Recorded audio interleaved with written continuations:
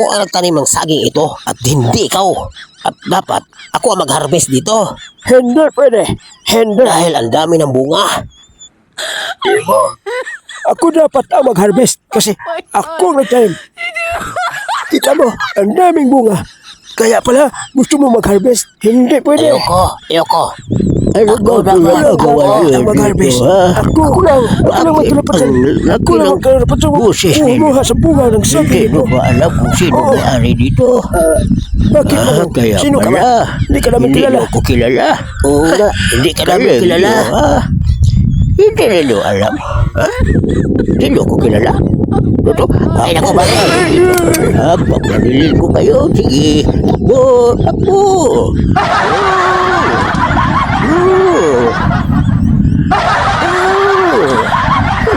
Galing na yun.